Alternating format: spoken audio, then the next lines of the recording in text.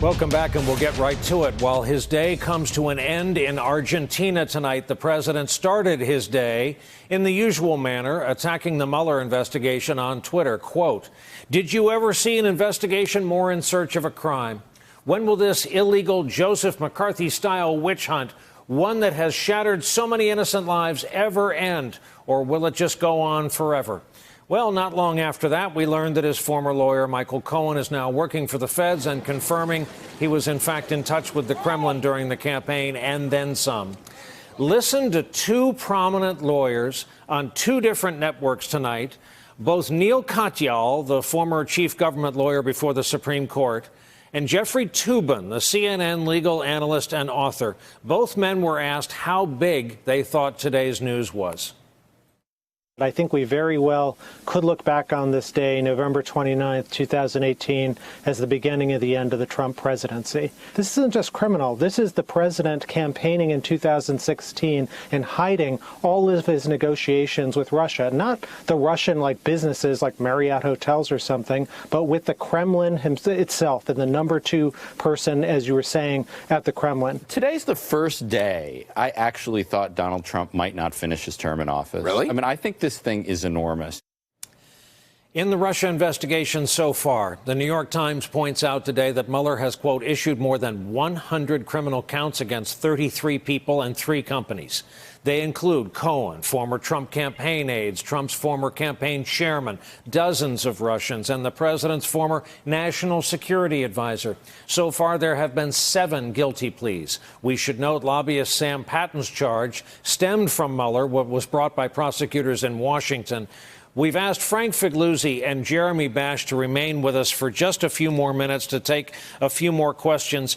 Jeremy, it appears the president will never put pen to paper and sign a bill that protects Robert Mueller. But do you think Mueller has de facto protections of his own now? And are you convinced he already has left an unbreakable and indelible mark on this presidency thus far?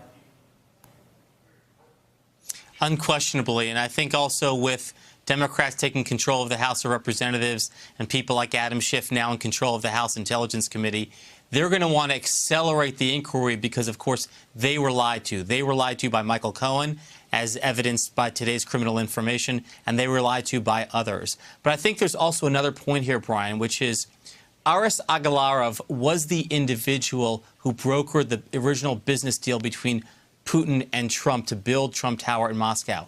He was also the person who reached out to Don Jr. through Rob Goldstone to say the Russian government delegation wants to come talk to you about what the Russian government is going to get in exchange for all of this help, namely relaxation of the Magnitsky sanctions. And so the two Trump towers, and I've said this is a tale of two Trump towers, the Trump Tower of Moscow and the Trump Tower meeting in New York are inextricably linked. And this is what Bob Mueller knows about, and this is what he is zeroing in on. Frank Figliuzzi, again, the part of your resume that deals with counterintelligence. What does it say to you that Cohen was talking to a guy in the Kremlin, a guy who had to say to Cohen, hey, we probably shouldn't do this over email. Can you give me a call instead?